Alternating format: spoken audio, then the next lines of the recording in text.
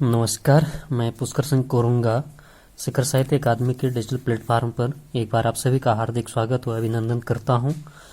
दोस्तों, आज एक महत्वपूर्ण टॉपिक को लेकर आया हूं मैं। महत्वपूर्ण टॉपिक की अगर बात करें दोस्तों, तो नोबेल पुरस्कार पर ही आज पूरा विश्लेषण रहेगा। तो आइए दोस्तों शुरू करते हैं, जो कहीं न कहीं जीके और करंट अफेयर्स की दृष्टि से एक महत्वपूर्ण हो सकता है। तो देखें दोस्तों, नोबेल पुरस्कार की शुरुआत जो है 1901 ईस्वी में हुई थी और इसकी जो घोषणा करी गई थी वो 1900 ईस्वी में करी गई थी। और नोबेल फाउंडेशन की स्थापना जो है 29 जून 1900 को करी गई थी। इसकी स्थापना जो है दोस्तों स्वीडन के महान वैज्ञानिक अल्फ्रेड नोबेल ने 1901 में की थी।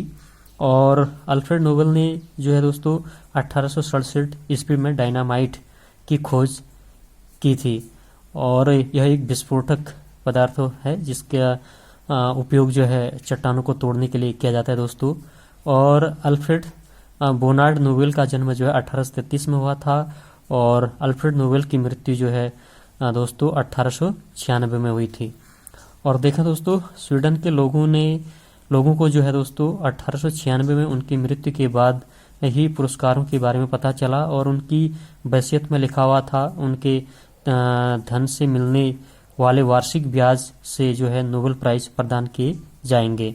तो एक महत्वपूर्ण जानकारी थी दोस्तों। और देखा जाए मेनली दोस्तों तो यह शुरुआत में 5 क्षेत्रों में दिया जाता था। पहला जो है साहित्य, दूसरा शांति, तीसरा भौतिक, चौथा चिकित्सा, पांचवा रसायन में। और महत्वपूर्ण जानकारी ये है दोस्तों कि 1967 में घोषणा हुई कि नोबेल पुरस्कार अब अर्थशास्त्र के लिए भी प्रदान किए जाएंगे। तो 1967 से जो है दोस्तों नोबेल पुरस्कार अर्थशास्त्र में भी दिया जाने लगा है। तो एक महत्वपूर्ण जानकारी थी दोस्तों। और अब आते हैं दोस्तों जो 2022 की अगर हम बात करें तो साहित्य में नोबेल पुरस्कार 2022 में जो है दोस्तों फ्रांसीसी लेखिका एनी एर्नोक्स को मिला है। और एनी एर्नोक्स के अनुसार जो है दोस्तों लेखन एक राजनीतिक कला है जो सामाजिक असमानता को लेकर हमारी आंखें खोलती हैं। एक महत्वपूर्ण कथन इनका है। और 1940 में जन्मी एर्नी जो है की डेब्यू किताब जो है दोस्तों लेसा एमरॉयज वाइट्स 1974 थी की। और उनकी जो 2022 में अब तक 2 किताबें प्रकाशित हो चुकी हैं। तो ये कहीं न कहीं साहित्य का जो नोबेल पुरस्कार है वो फ्रांसीसी लेखिका एनी एर्नोक्स को दिया गया है। तो एक महत्वपूर्ण क्वेश्चन यहाँ से बन सकता है। दूसरा है दोस्तों भौतिक का नोबेल पुरस्कार। भौतिक का नोबेल पुरस्कार 2022 की बात करें तो ये अमूमन 3 लोगों को ये दिया गया है। और ये है 3 नाम जो है दोस्तों एलेन एस्पेक्ट, ये फ्रांस के हैं, जॉन एफ क्लासर, ये यूएसए के हैं, और एंटेन जिलिंगर, ये जो है ऑस्ट्रिया के हैं।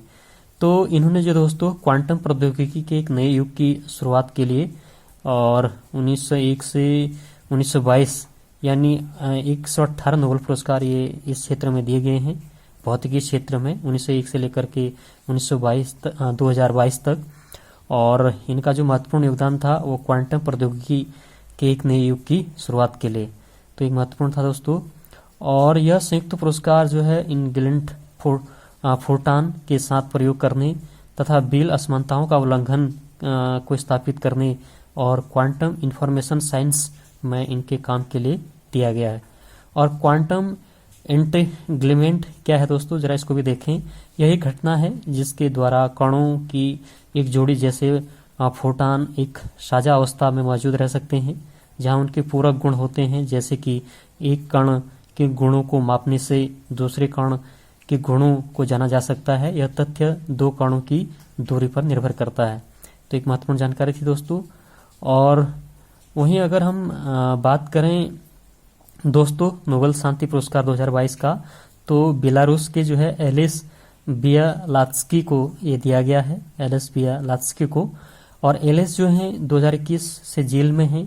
पुतिन के सहयोगी बेलारूस के राष्ट्रपति अलेक्जेंडर लुकाशेंको के मुखर आलोचक हैं। और 1995 से एलिस ने बेलारूस मानवाधिकार समूह बियासना स्प्रिंग की स्थापना की और 2011 में टैक्स चोरी के आरोप में जेल भेजा गया।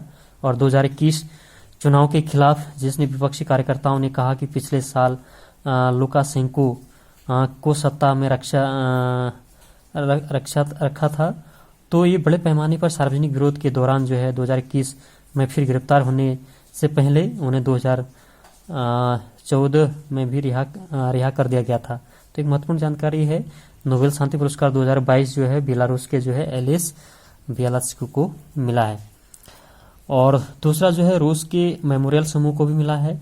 यह जो है ग्लासनोस्ट और पेरेशेंको के गार्बोचेव वर्षों के दौरान पूर्व सोवियत संघ में मानवाधिकार कार्यकर्ताओं द्वारा स्थापित किया गया था। और इसके संस्थापकों में 1975 के नोबेल शांति पुरस्कार विजेता अरेंद्री सखारोव और रूसी गणितज्ञ स्वेतलाना थे। और इसका उद्देश्य कम्युनिस्ट शासन के दौरान विशेष रूप से जोसेफ स्टालिन के तहत किए गए अत्याचारों को रिकॉर्ड करना था। सोवियत संघ का पतन के बाद जो है दोस्तों मेमोरियल रूस सबसे बड़ा मानवाधिकार संगठन बन गया था। तो एक महत्वपूर्ण जानकारी थी। और तीसरा जो है नागरिक स्वतंत्रता केंद्र यूक्रेन को भी ये सामूहिक रूप से दिया गया है। और यह एक यूक्रेनी अधिकार संगठन है जो यूक्रेन में रूस द्वारा कथित युद्ध अपराधों का दस्तावेजीकरण कर रहा है। और यूक्रेन में मानवाधिकारों और लोकतंत्र के आगे बढ़ने के उद्देश्य से 2007 में कीव में इसकी स्थापना की गई थी। तो एक महत्वपूर्ण जानकारी थी। और रसायन विज्ञान नोबेल पुरस्कार 2022 को जो है कैरोलिन आर वार्टोजिजी, दूसरा जो है मोर्टन मेंडल और तीसरा जो है बेरी सरप्लेस, इनको ये दिया गया है। और वहीं अगर हम देखें तो फिजियोलॉजी यानी चिकित्सा के क्षेत्र में नोबेल पुरस्कार 2022 को जो है स्वंते पाबो जो स्वीडिश वैज्ञानिक हैं, और इन्होंने जो है दोस्तों विलुप्त होमिनिन के जीनोम और मानव विकास से संबंधित उनकी खोज के लिए इनको दिया गया है। और इन्होंने नई तकनीकों के विकास का नेतृत्व किया है जिससे शोधकर्ताओं को आधुनिक मनुष्यों और अन्य होमिनिन, निएंडरथल और डेनिसोएक्स के जीनोम की तुलना करके एक अनुमति दी है। तो एक महत्वपूर्ण जानकारी ये भी है। और कहीं न कहीं साहित्य में नोबेल पुरस्कार 2022 फ्रांसीसी लेखक एनी अर्नेस्ट को दिया गया है। इनका जन्म जो है 1940 और साहस और नैदानिक तीक्ष्णता के लिए दिया गया है, जिसके साथ वो व्यक्तिगत स्मृति की जड़ों, व्यवस्थाओं और सामूहिक प्रतिबंधों को उजागर करती है। और जैसा कि मैंने आपको पहले बताया ही कि अल्फ्रेड नोबेल की याद में दिया जाता है। अल्फ्रेड नोबेल जो है एक स्वीडिश रासायनिक इंजीनियरिंग उद्योगपति वैज्ञानिक थे।